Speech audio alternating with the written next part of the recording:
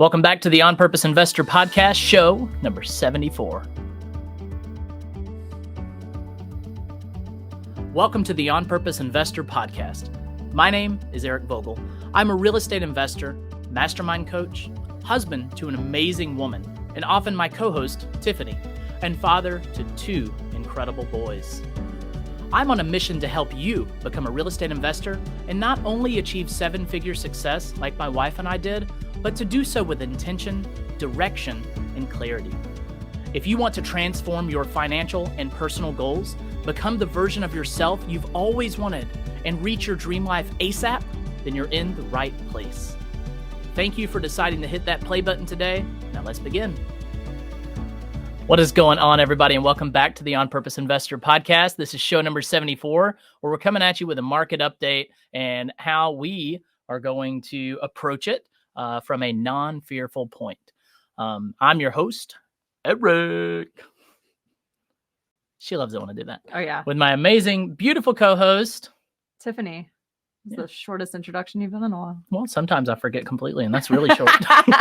That's a really short one. Right. So today we're going to bring you a little bit of statistics about what's happening in the market, but also why that kind of doesn't matter if you set yourself up in the right mindset. So I'll come at you with the first. At first, I'm really impressed you got statistics out without because a lot of people struggle with that word.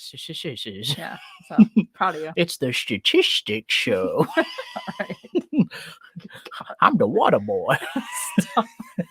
Okay, Bobby Buffet, let's get to it. Boucher, not buffet. Okay, we're not at Golden Corral.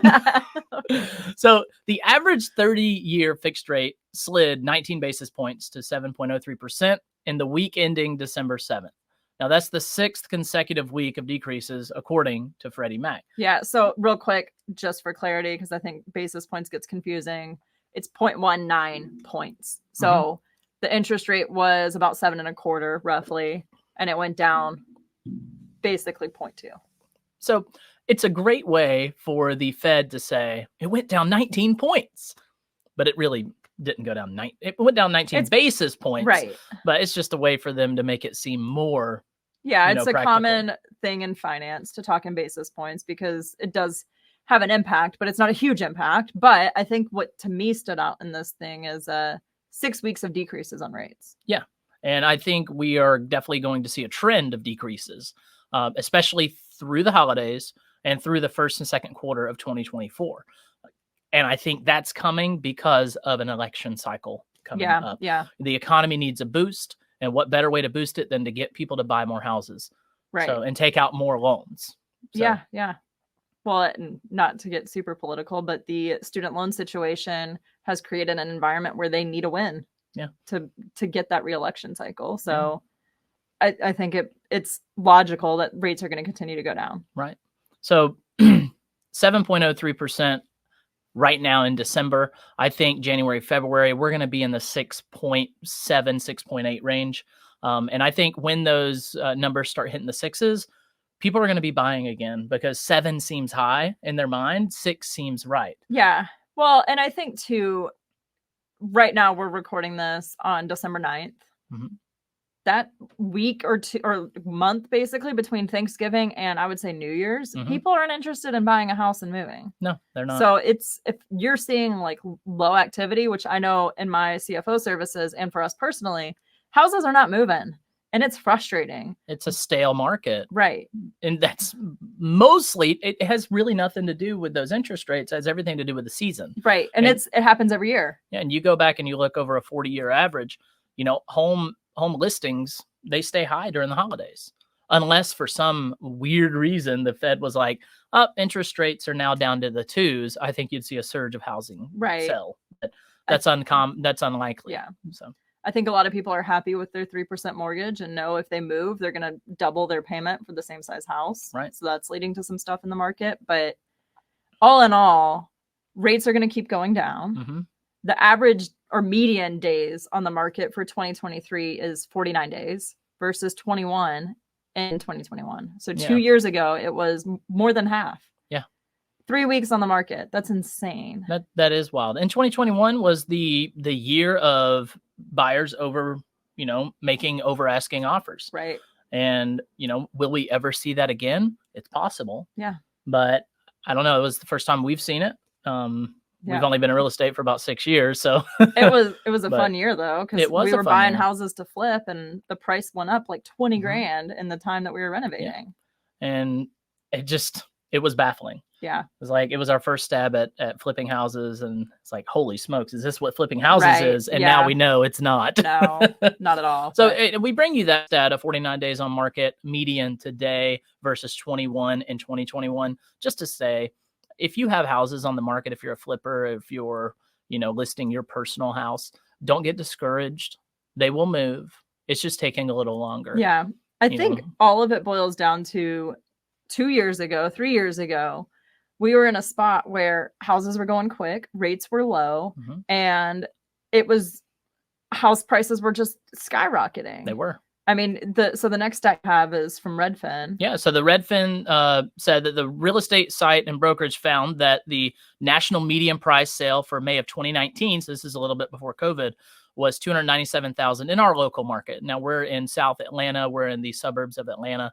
So this might be more than if, say, you're in like Boise, Idaho, or, Joplin, Missouri. So our median house income, our median house price was $297 in 2019, and flash forward to May of 2022 up to $431, and that was a 45% increase in your housing price. Right. So the median price went from just shy of 300,000 to a little bit over 430,000. Yeah.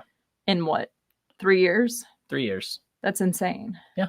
That's 45%, where we naturally see a appreciation of, on average, what is it, 5% per year in our market. Yeah. So this is roughly 15% per year. Yeah. So, which is something I don't think we're going to see again.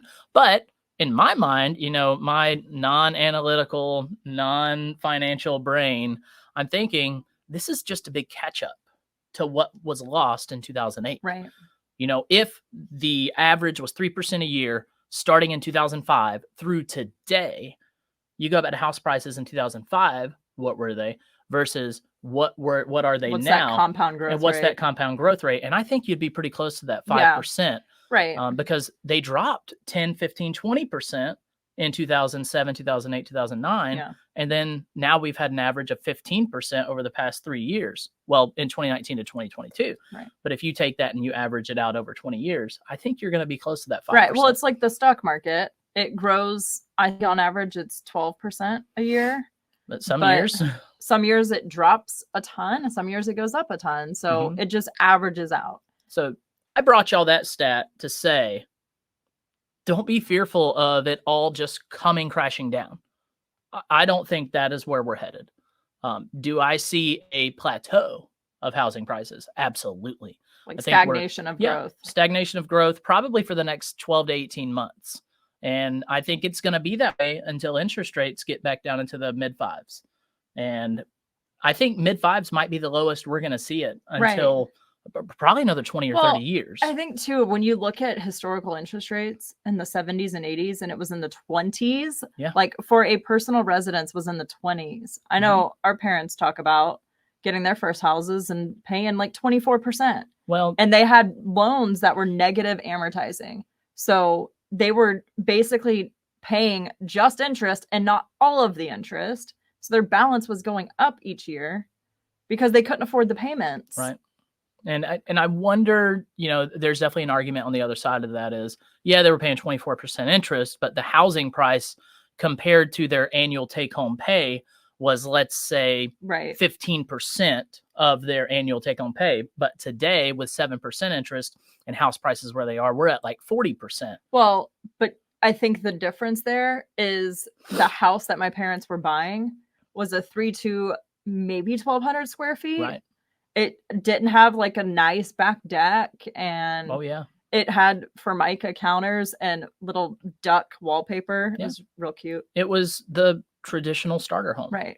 It wasn't your McMansions that we see going up in all of these new neighborhoods, especially in our area. I mean, just what do they call them? Not suburb, but subdivision. Subdivision after subdivision. They're bringing in these, 3,000, 4,000 square foot homes that are 10 foot apart. And people are complaining about how expensive houses are. Well, yeah, it's going to be expensive in a 4,000 square foot house. Right. You've got 3 air conditioning systems. You got 4 stories. Right. You have that much square footage to Yeah. fill up. Right. I mean, you look at the median sales price from 2019. I bought my first house in 2018. So probably 6 months before that stat. Yeah. And we spent 200 on it. Mm-hmm. The median was almost 300. Yeah. So we bought, and it was just us. We didn't have kids. So Right. obviously like that, we got what we needed. Right. But we bought the smallest house we could because we didn't need a huge house. And I think people are buying bigger and bigger houses because it's comfortable, but you don't necessarily need that, especially with rates where they are now and prices where they are. Right. And when you're buying a rental, I think focusing on that buy box and who the renter you want to attract is huge. Yeah. I mean, buying a McMansion doesn't make sense for a lot of rentals. No, it doesn't, unless you're doing, commercial rentals and Right. you're renting out to a big conglomerate where they're placing people in your home. Like corporate housing or corporate something like housing. Yeah. That's where that makes sense, where a VP needs to Right. be in town for a year. Right. That makes sense. But Right. But for otherwise, most typical rentals, a 322, so 3 bedroom, 2 bath, 2 car garage, between 1,500 and 1,800 square foot. I would say 12 to 17, 18, somewhere in Yeah. there. I mean, you can get smaller houses for good money. Yeah. And a decent sized lot, not something crazy big. Yeah. In a neighborhood that's on the upside, don't buy something that it's, going downhill. Right. Right. But having a solid idea of what you want. And if that's not your buy box, find what it is. It really doesn't matter. I mean, we have a friend that buys mill homes and makes a ton of money and does great with that. Yeah. Those are 800-900 square foot homes that are 2 bedroom, 1 bath. Right. And he was buying them in 2016, 2017 for $15,000 a piece. Right. And but today you can still get good deals on those kinds of homes. You could still buy that home for $60,000 or $70,000 Right. today and renovate it and place tenants and be cash flowing. Right. But you have to know how to manage that tenant, which Mhm. is a very different skill set than the tenant that moved into my old house, for example, the 322, 1,500 square foot house. That's right. So the big question I wanted to answer for y'all today, which is actually not an answer, but a lot of people ask, people that are not in the real estate space, they're like, when's the market crashing? Right. I'm like, listen, no one really knows when the market's going to crash or if it will crash. You watch The Big Short and you see that there's a lot of statistics and analytics that went into someone predicting the 2008 crash, but the majority of people didn't think it would. Except for, what's his name? Michael Burry in The Big Short. If you haven't watched that, go check that out. I think it's still on Amazon or it was on Netflix. Yeah, but that's a great movie to watch if you're interested in what happened in 2008. 2008 was a black swan event. It was. Which is like a really hard to predict event that is catastrophic in nature and probably won't happen again. Yeah. Well, there's so many regulations behind, how to get a mortgage, A, right, and B, how they're accredited. Well, and I think even if it does happen, make sure you're in the position to be a problem solver. Mm-hmm. And you do that by not over leveraging, because prices might drop. We don't know. But if you have a solid position of no more than 80% leverage, you can ride the wave. And worst case, you sell the house for 80% of the value and you just walk away. That's right. Make sure it cash flows at least a little bit. Yeah. And by cash flow, I don't mean the rent covers the mortgage. No, you got to take into account all the expenses and make sure that those are accounted for. And I would say on average, if you just take 20 to 30% off the top of your rent and you can pay your mortgage and that 20 to 30% is taken off as well, there's a way more calculated way to do this than saying 20 to 30%. Right. You got to know how you're doing it, but take that off. And if there's, $100 left over at the end, you're cash flowing. Right. You're good. Right. And that's just really like Dave Ramsey numbers. I want to clarify too, mortgage means principals, taxes, and insurance. Yeah. We call that PITI, principal, interest, taxes, insurance. Yeah. Make sure you count for all of that, because sometimes you're not escrowed and you have to pay taxes at the end or middle or whenever your municipality does taxes.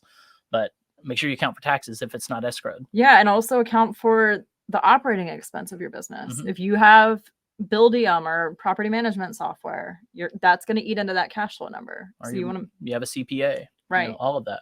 Right. You want to make sure you acknowledge it. That's why I say 20 to 30%, because maybe you do your own taxes. Maybe you just manage your own stuff through, you know, Google Sheets, right? And you don't have any of that stuff. You might be closer to 20%.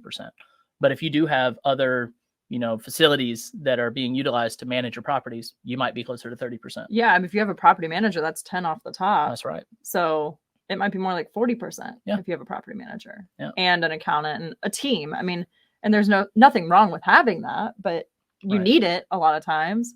But you want to make sure you're running your numbers in a way that can cover that comfortably and sustainably. Yeah. So we brought you this episode because a friend of mine came to me and asked, he's like, you know, there's a lot of people fearful of what's coming in 2024 with the real estate market. And how do we overcome that fear? How do we navigate 2024 and still be a buyer in the market and still be an investor in the market, still buying houses at cash flow?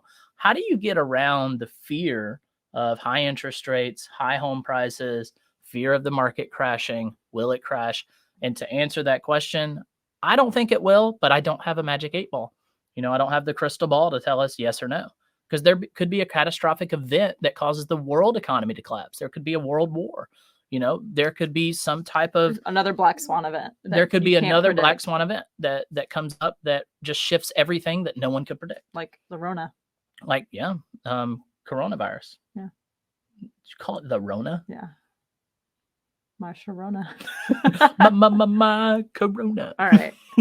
So how to avoid being fearful? Make moves, but don't just do it blindly. Be super diligent and aware of what you're doing. Yeah. And I mean, we made a move last year buying a flip that has been the thorn in our side for 2023. It took most of 2023 to get it renovated. Right. And it has been sitting on the market for almost 3 months. And I mean, we can't control it sitting on the market, but we were not on top of it because of other things going on. Right. And we knew we had other things going on. I don't know why we were like, let's do a flip while we're having like a crazy year of chaos with young kids. And I was gone with military duty for a long time, and I was like trying to manage the renovation. Right. And I couldn't do a lot because I was basically stay-at-home mom and working, and it was we were way overextended. So make sure you have capacity to take on something if you're going to make the move, and check the numbers. Like, pad the crap out of your numbers. Yeah, I would say on average, if you're buying a house older than 1980, go ahead and add 15%. And don't think I'm joking. Add 15, maybe even 20% to your renovation numbers for the unknown. Because once you go in there and you start taking out walls and you start pulling up floors, you don't know what you're going to find. Yeah. And you would rather have strong numbers to say, oh, I didn't even have to spend that 15, 20%. Now I'm super padded and I'm going to cash flow even better. Right. But if you do have to tap into it, you want to make sure you're covered. Because like finding out that there's no septic tank and it just drains out into the yard. Yeah, there's that.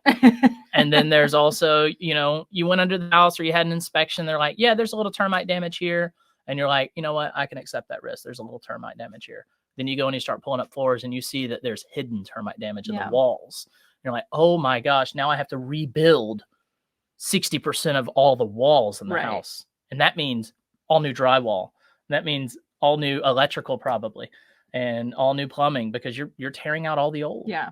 And the only way to run it back is to run it new. Yeah. I think the nice thing though, if you're doing it as a rental, you're saving yourself from future repairs. If it's a flip, you're just eating it and that sucks. But I think there was a lesson for us in our deal. Absolutely. And we took the lesson and moved on. But I think making sure that you have the time and the capacity and the bandwidth and the strong numbers and pad it like aggressively. Yeah.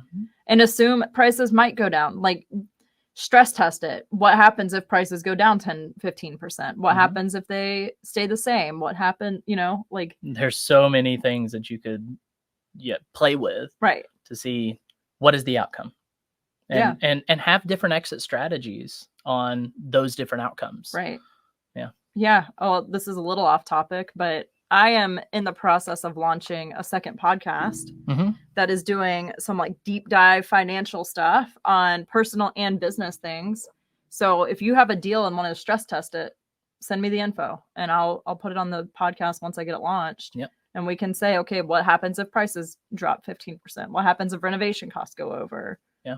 What happens if the interest rate you forecast is, lower than it should be? Yeah. So in the Army, whenever we're doing mission details, and we're having to plan out different missions, the commander's always going to want at least 3 COAs, and COAs is a course of action.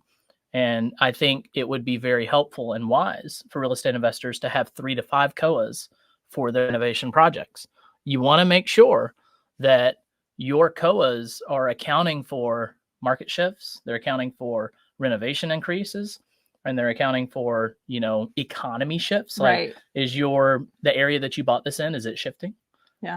You want to account for all of that. And days on market being way longer than you thought, the renovation running longer. Yeah. I have so many clients that like contractors are just not showing up right now and getting the work halfway done, and projects are running long and over budget. And it's just, it's rough right now, but it's not impossible.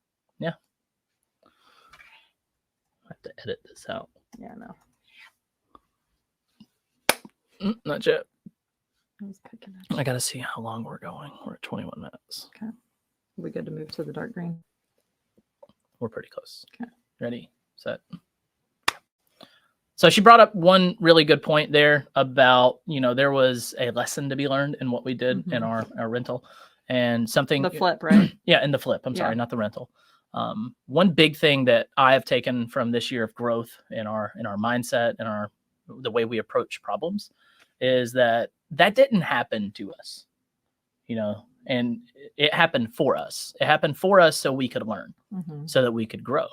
And I think if you can shift your perspective of the world, that things don't happen to you, things truly happen for you, and it could be God is placing this lesson in front of you so that you grow, or to challenge you to see how you respond. Right. What is the silver lining in the deepest, darkest point of your life? Because there's always a lesson to be learned. Yeah, I think the one way I've heard it framed is the level of success we achieve is based off of the level of problem we can solve. So if you struggle to solve the problem of finding termite damage, then your level of success is going to be equal to that. Yeah. But if you can get over that burden and hurdle, then you're ready for the next bigger problem that'll lead to even more success. Yeah. But if that's too much for you, then being a house renovator is not where you need to be. And maybe you need to stay in a W-2 job and save up money to put 20% down and go at it a little bit less risky of a path. Yeah. Or maybe you become a lender. Right. Or maybe But that takes a lot of time saving up. Yeah. So there's a way to get into real estate without a lot of money and to do it quickly, but you have to take some of that risk. And with that comes lessons and problems. But if you can overcome them, you can find financial freedom much faster than most. Absolutely. Because you're not trying to save $50,000 to buy a house. Absolutely. Yeah. The lessons we can learn to get us to solve bigger problems, which solving bigger problems makes you more successful. Yeah. Yeah. I mean, I know the problems we were solving our first year were very different from the problems we face now. Yeah. And we wouldn't be able to face these problems now if we didn't have those problems back then. Absolutely. So how do we shift our mindset to avoid the fear that some people may have over a shifting, changing, crippling market, which it's not. I don't think it's doing that, but that might be their stance on it. Right. I think it starts with your inner house, your inner emotions, spiritual life, how you feel just in general about life. What's your outlook? Are things happening to you or for you, like we said earlier? And one of the books we both recently read that has had a profound shift was the Surrender Experiment by Michael Singer. Incredible book. You listened to it, what, in a day and a half? It was a day and a half. I demolished the book just because his story was so impactful. And the way he went about being successful is just, he went with the flow. Right. Bad things happened, but he went with it. Right. But even as like literally the FBI raided his corporate office. Like it doesn't get much worse than that. Right. And he was just like, this is kind of interesting. Let's see what happens. Right. Like, and he just went with it. I mean, he almost went to jail for decades. Yeah. And he was just like, well, maybe that's my opportunity to go help people in prison. Yeah. And like that frame of mind, he did nothing wrong. So he knew he was innocent. But the mindset of this is a door opening for me, or it's that door will close and I'll continue on the path I should be on. Right. But letting things flow and happen to lead you to where you're supposed to be. Right. And that mindset is part of your foundation. Yeah. How you approach problems. And it has been an evolving thing for me this year of, things aren't happening to me. They're happening for me. Right. I've uncovered so much about myself this year, about my past and about traumas I had as a child and stuff like that. And this year has been the hardest year of your life and mine as well. And it's been one of growth and one of transformation. And so much so that I have just shifted my entire plight on life. The things that have happened to me in my life, they didn't happen to me. I'm not a victim of it. They happened so that I could be a better husband, be a better father, and be a better leader in my community. Right. And I know now that I am truly the best version I've ever been of myself in this moment. Yeah. Well, and I think there's synchronicity, like things lined up in a way for us to put us in a position to be ready for what's coming. And like we started this wellness program, we signed up for it not really knowing what we were doing. Oh my gosh. We definitely went into it blindly. We're like, yeah, let's get healthy. Yeah, it was a lot harder than I think either of us were ready for, but it happened exactly when we needed it to. Yes, it did. And everything that's happened in the last year or even further back has lined up exactly how it needed to for us to be in a position for the growth that we feel is coming. Yeah. So lots of growth has happened, but even more to come. So That's right. We're excited for it. Well, the growth that has happened has shifted our perspective on so many things so that when this big change comes, when this big shift happens in our personal life, we are able to hold it. Right. Because the world, the universe, the source, God, no one's going to hand you these gifts until you can handle it. Right. Right. And when you have the opportunity to hold the reward and to hold your next chapter in life, you're going to have to be ready for it. And either you're going to learn how to hold it through the School of Hard Knocks, or the world is going to train you for it. Right. Your experiences are going to train you for it. But in order to be trained, you must be ready to listen to what the lessons are. Right. You have to be ready to hold what the lessons are and letting go of things like fear. Yeah. What does fear really do for you in this market? It does nothing. It cripples you. It holds you back. Right. So what do you do instead of fear? Well, I think first it's what are you taking in? Mm-hmm. What are you seeing, hearing, absorbing? If you're watching the news every day, stop. Yeah. Change your Facebook feed or Instagram feed, whatever social media you're on, and tweak the algorithm to show you things that are positive and uplifting. Mm-hmm. If there's someone that every time you see a post from them, it just kind of like irks you and like maybe just makes you like, some people like make me really angry when I see their posts. Felicia. Yeah. And you don't have to unfriend, just hide them. And what I like to snooze them for 30 days.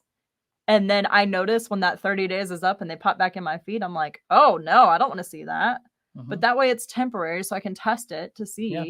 And usually after the 30 days, I'm like, yeah, I don't need to have that in my feed. Yeah. So clean up what you're taking in. Listen to positive feedback and things. Detoxify your life from external forces. Yeah. And that is news talk radio. That is the news. That is, honestly, music that might make you angsty or have negative messages. Right. Detox your life from that. And if you replace that with, maybe it's music that is calming or podcasts that are, teaching you how to be uplifted. Right. Or teaching you how to think differently replace those things. Don't just cut them and have silence and emptiness.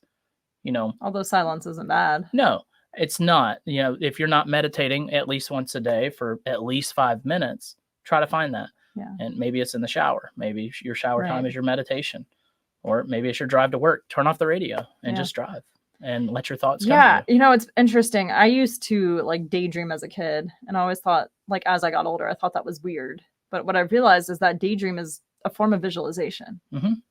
And letting your thoughts just go is not a bad thing. No, not at all. And a lot of people let their thoughts go on paper with journaling. Right.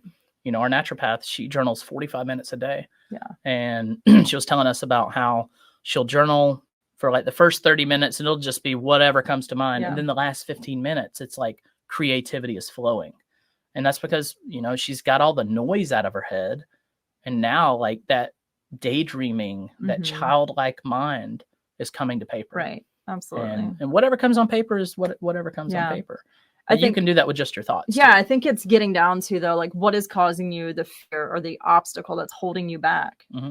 And I mean, even this morning, I was thinking about some things that I'm hesitant to do and started journaling a little bit on it. And it was a paragraph. It was maybe 5 minutes of journaling. Mm-hmm. But I uncovered something really profound and deep that I need to work on and just wrap my head around. And it's going to lead to huge results. That's right.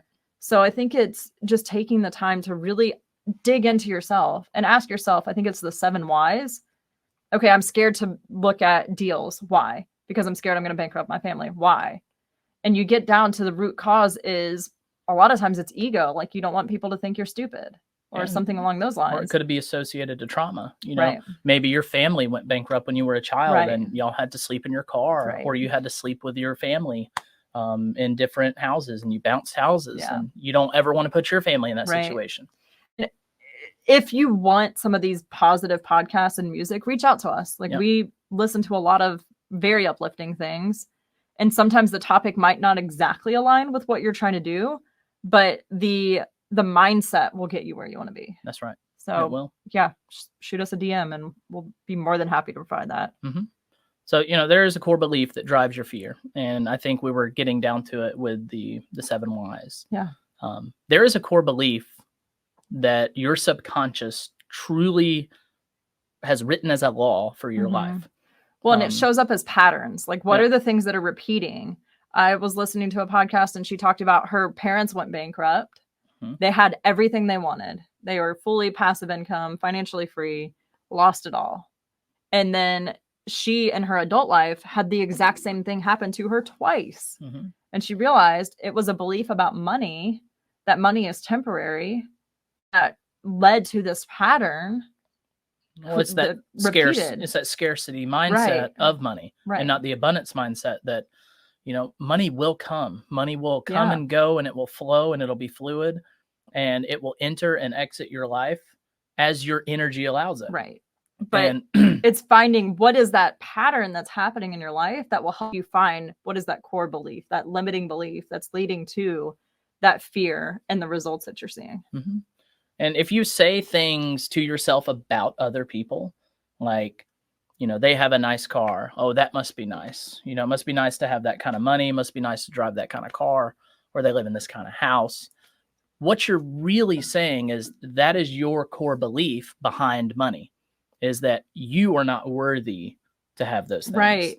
That you are not ever going to be capable or able to have those things. Yeah. And, early on when we read Kiyosaki's Rich Dad, Poor Dad, he made this statement of, instead of saying, there's no way I can afford that, he shifted the paradigm to say, how can I afford that? And that is a big shift on your approach to money, and how things will flow in and out of your life. Now, I don't think he ever got down to the core belief of why someone thought they can't afford that. But if you truly believe you will never afford something, you won't afford something. You will never afford that, because that is your core belief behind it. Now, how do you shift that? Well, you have to tell yourself a different story. Yeah. And you have to get to the root of it. Well, and I think we all have these money scripts, and I have a list of them. So if you're interested, just shoot us a DM with money scripts and we'll send it. But it's like thoughts that, money doesn't grow on trees. who heard that as a kid. I think most of us did. Or I'm not an ATM machine. Right. Yeah. There's so many of them. And the list will at least get you thinking about what did you hear as a kid that you think is how the world works. Yeah. And that's not true. Like, rich people are not inherently bad. Right. There are evil poor people and there's evil rich people, and there's great poor people and there's great rich people. Yeah. The money has no bearing on whether someone is good or evil. So that's just one example, but there's a ton of scripts. And if you can tune in and say, oh, this is what I heard as a kid, that's subconsciously what I believe, and change that and reframe it and change the meaning of money in your life, you can reframe the fear and the action and lead to the results that you want in your life. Yeah, absolutely. And shifting the ideology of when someone gets something really, really nice and you're looking at them and you just tell yourself the story, oh, they're on chapter 12, I'm on chapter 1. One day I might have that. Yeah. If they can have that, so can I. Yeah. Shifting that to they have that, that's coming for me too. Right. Absolutely. That is in my future. Yeah. And it's coming for me. Right. Now I have to energetically prepare myself and make space for it. Yeah. Whether it's physical space or mental space. Yeah. So maybe there's a dining room table that you just really, really want to have in your house. But it's like $3,000 and you don't have that $3,000 to buy this dining room table. And you know that it's going to be able to sit your family down for meals better. And you're just going to have a better family feeling for that. I would encourage you to make space for that new table, literally physically make space for that new table, because it's coming. It's coming for you. Yeah. If you can just align your life with, you know what, I already have that table. It may not physically be in my house, but I have it. And it's coming. Yeah. Well, your subconscious mind doesn't understand past or future. It only knows present. Yeah. So when you think about things that happened in your past, your subconscious thinks it's currently happening, which leads to the fight or flight response and causes anxiety in us. So the same is true if you visualize yourself having something. Your subconscious can't differentiate between that coming in the future and a visualization and the present. So it'll come and it'll align. Yeah. And I know that's super out there and crazy, but it has to. We've seen it happen. Yeah. And it has to align, or your subconscious won't rationalize. Right. It's one of those things, like there's no other choice for it other than to happen. Yeah, exactly. Now, it may seem crazy and out there and woo-woo, but we've been making these shifts in our lives and things are happening. Yeah. And it's not voodoo, and it's not devil worshiping, and it's nothing like that. It's aligning your energy of your subconscious with the reality of the outside world. Your subconscious doesn't speak the same language that you speak. So you have to speak to it in the different language of making space, of doing those big changes. Yeah, and it sees more in pictures. Yeah. Like if you give a thumbs up, in most cultures that has similar meaning. I know some cultures that's not a positive thing, but a smile is consistent across all languages. Yeah. So if you visualize yourself smiling, your subconscious can understand that and will do things internally, chemically, to make you happy and your body will release endorphins. Right. And that's what will happen. Absolutely. Well, let's get to the takeaways so we can wrap this up. Absolutely. So one of my biggest key takeaways for not being fearful of a market shift or the upcoming market or whatever's happening is to just monitor your personal finances every single day. I think it's getting your whole house in order. Yeah. And it's your internal state. It's your finances. It's if you have a car that has a significant payment, maybe look at downgrading for the temporary time as you're building up your real estate, and then get a car that has twice the amount in value. Are we bringing back the delayed gratification? I know. I was thinking about that last night. I think I'm going to try to find a way to make one. Oh my gosh. I'm not going to sew it because my sewing skills are not there. Well, we'll figure it out. Yeah. I've already got some ideas. That was going to be your Christmas gift. So you ruined that for me, but darn it. It never happened. Yeah. The kids will love it. Yeah. But just keeping your internal house clean. Yeah. So that if the market does turn down, you're in a spot where you're internally at peace. Check out Michael Singer, like his stuff. He has a podcast too. That's really great. And not having the crazy expensive car and house and things like that, so that you have that wiggle room if you need to throw some extra cash at the deal. That also creates space. Right. That's creating financial space Right.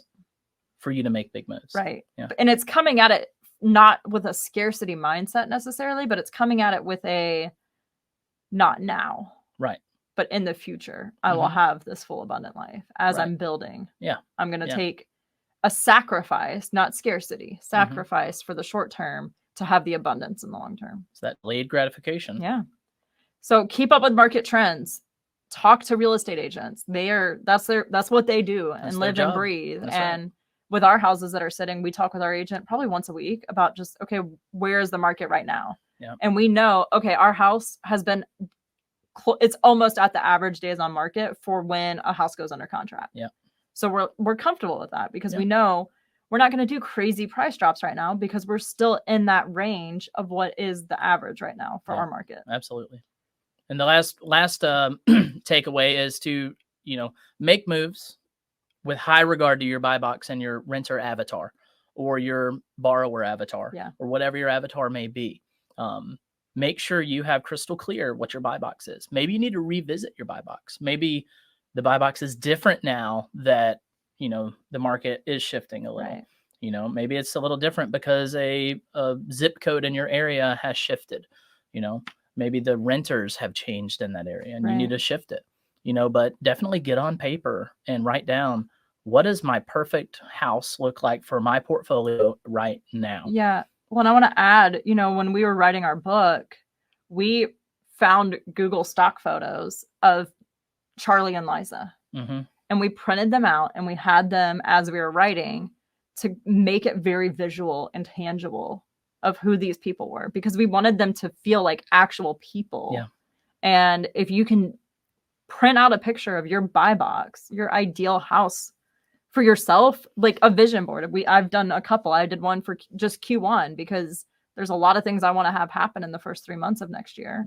So I have a vision board of just that. And then I have one that's a long-term vision board. Right. And I expect a lot of my long-term vision board to come true in the next year, not the next kid, because I am not looking forward to being pregnant right away.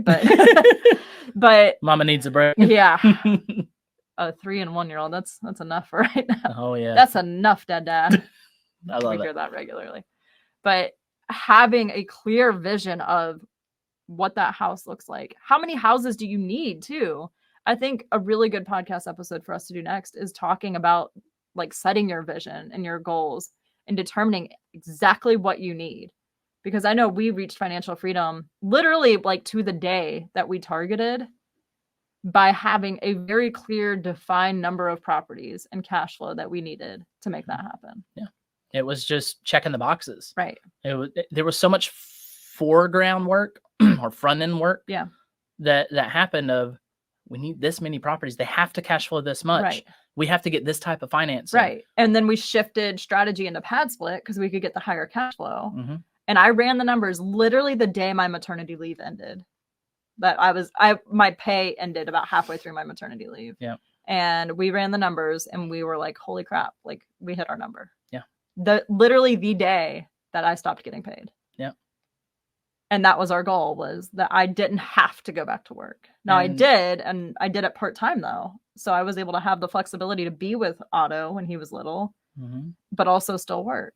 But the reason all that happened and come back is we aligned our daily energy and what we did to what future version we wanted to be, right, and future state we wanted to be in. And we knew what that future state was. Right. I think a lot of people don't even know what they want life to look like in the future. Right.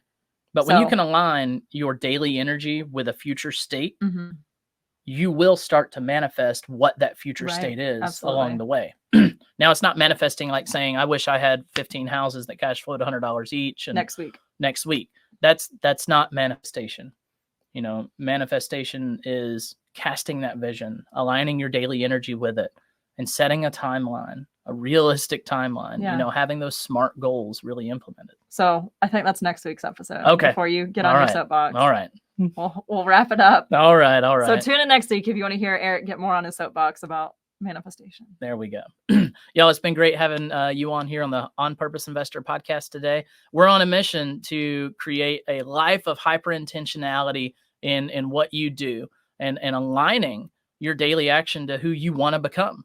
And we want to help you get there. Yeah. So we'll see you next week on the On Purpose Investor podcast. Until then, Santa Cat says Merry Christmas. And Santa Elf. Don't forget Santa Elf. Santa. If you're watching on not Santa Elf, Cat Elf. Sorry, yeah, Cat Elf. If you're listening, you should go check the YouTube because this is a great shirt. It's a Walmart find that is served its purpose. Well, just to paint the picture, it's a Santa cat riding a unicorn with a sleigh bell harness. Elf cat riding on the back, and they're flying to the moon. And it says "Believe" on the bottom. Believe. Yeah. All right. See you next week. We are immensely grateful for you joining us today. If you haven't already done so, we invite you to subscribe to our show. We understand that many of you tune in regularly, but perhaps haven't had the chance to hit that subscribe button yet. Don't worry, it's effortless. It takes about 3 seconds to follow or subscribe on your platforms like Spotify, Apple Podcasts, or wherever you're enjoying the show. Your support is invaluable to us and has played a crucial role in the tremendous growth of our podcast. We sincerely appreciate your assistance in any way, shape, or form. Together, we can launch this podcast to even greater heights.